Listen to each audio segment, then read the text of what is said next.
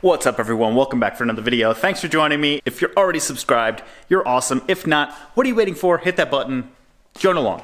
So today well, I already tried to do it the other day and we ran into a problem, but I'm trying to take the sway bar end links off of this truck just to see how it feels off-road or mainly on-road, because off-road it's pretty bouncy at the moment, which is to be expected, I guess. But I want to know how it feels on-road. I did this once before, and I remember it being very marshmallowy on the highway. I'm not sure if it was just other issues with the upper control arm bushings, like kind of making it a little funny feeling. Yesterday or the day before, I went to take off the end links, and the bottom bolt on at least the driver's side is stripped. So I don't want to cut it off, so I got to figure out some other way to get it off. Feel like I may have a bolt extractor kit, but I have no idea where that is because this garage is a complete mess at the moment. Don't have anywhere to put anything, and we got to order some cabinets. But I think I'm gonna try to possibly hammer on a smaller socket to the bottom to see if that'll work. Not sure if it will. One of my mistakes was that I used a 12-point socket on the bottom instead of using a 6-point socket, so I don't think it had enough contact, and it just kind of stripped a little bit. So we're gonna work on getting the driver's side off first. Then if we can, then we'll take the passenger side off.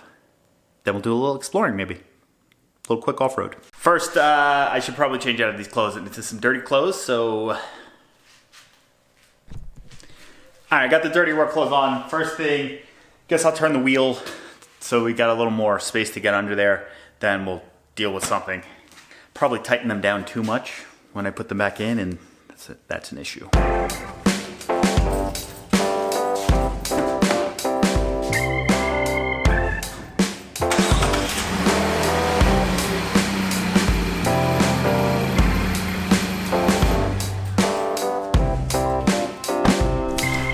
Gotta lay on the floor.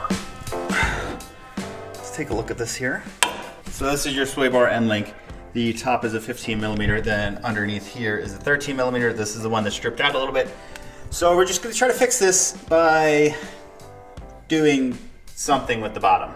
And I can just take the wheel off. Well, actually, I don't even think I need to take the wheel off. I could just cut that long bolt off thing from the sway bar end link with a grinder, but I don't want to do that just in case I hate the way it drives, so then I can actually just put it back on. That's the reason I'm not cutting it off.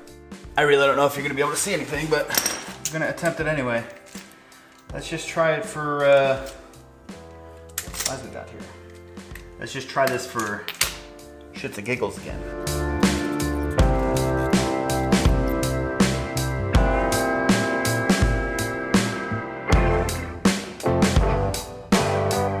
If you are unfamiliar with the sway bar end link design, this is a sleeve that connects basically, there's the bushing on the top and the bottom that connects, that's your lower control arm, that's to the bottom of the sway bar. Then this long ass bolt goes through it. This one down here goes underneath the lower control arm, and then this one goes on top of the sway bar. And it's just kind of sandwiched in there with this. I mean, it works, but it's kind of a stupid idea, I guess. That's the end. I don't know if you can see how rounded off that is.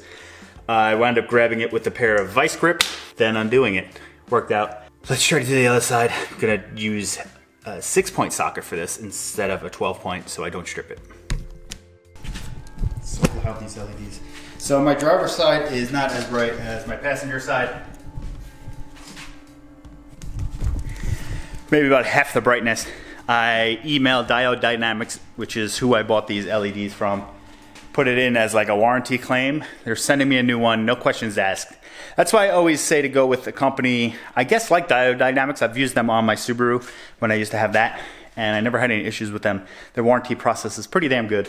The only problem is the light is backordered 3 to 4 weeks, and it's been 2.5 or maybe 3, so hopefully it's coming soon. Passenger side's off. That one came off a lot easier because it's not stripped. And maybe I didn't torque it down as much as I did the driver's side. Doesn't matter.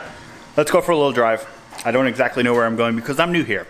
So we're gonna just discover a little bit together. I kind of aired down the tires, not a crazy amount, but this is actually warm, so it's gonna be a lot lower when the tires are cold, because I aired them down a little bit this morning, and I think they were all at 27. And then when I went on, I had to go to the post office and stuff, and then when I came back, they were just showing like 29 and 30, so it'll probably drop down pretty low when they cool down. Glad I cleaned the truck the other day because I had to drive through mud.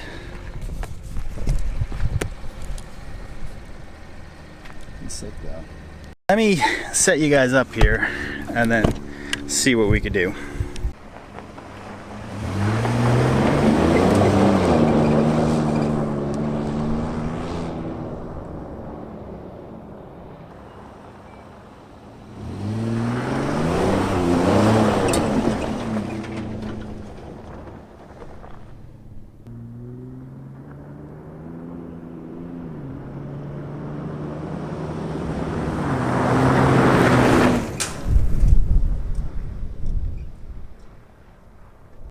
All right, so that was fun.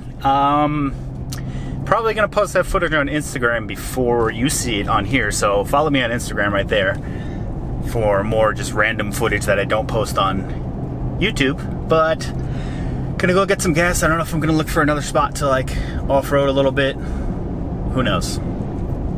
Let's see. Any of you guys watch Matt's Off-Road Recovery? Because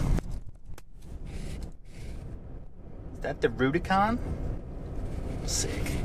So I'm at the gas station filling up. It's about maybe like a mile or so down the road. I can't tell. Feels like the truck might be a little more floaty, but can't tell for sure yet. I mean, I did air down the tires a little bit also. I usually run about 35 PSI and it's at about 27 now, so that'll add to the floatiness, but so far so good. I don't know if it's beneficial or not to not run this. Well, I mean, it's beneficial to not run the sway bar for more articulation or more independent articulation, especially on the front end, but I don't know if it's that worth it for me. I'm gonna stay like this for a little while just to see how I like it. If it starts to annoy me, I'm gonna put the end links back in, no big deal.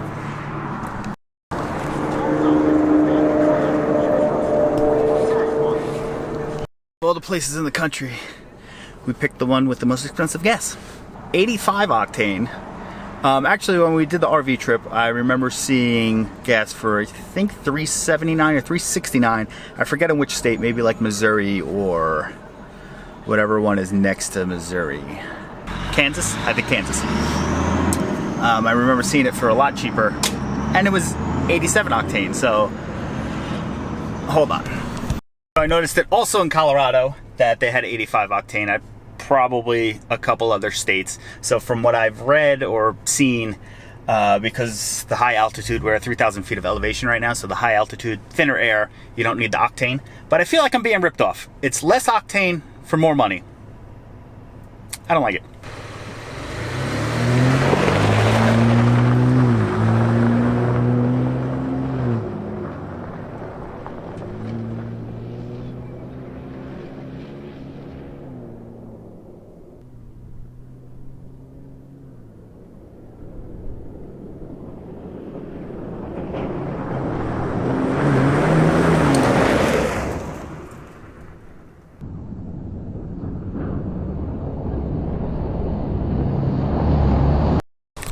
All right, time to go back home.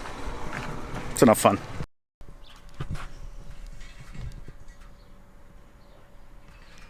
I think we're gonna wind up leaving the end links off for a little while because I haven't seen any negative with it so far. I did get like a little bit of a clunk here and there, but I think that might just be the sway bar making movement since there's nothing tying it down other than just the bushings into like the frame or whatever. So we'll investigate that another day. Pretty good. I'm gonna have to do a little more exploring because there's a lot of cool stuff around. Actually considering getting some sort of like pre-runner truck for more fast off-road stuff.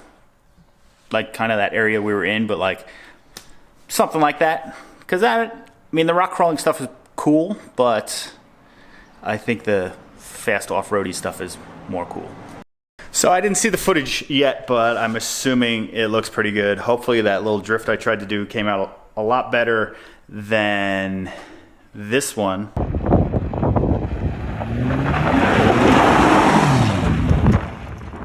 That's from the other day, and the truck upshifted on me, and it wasn't enough of a turn, I think, and I suck also, but other than that, good. Having a lot of fun here.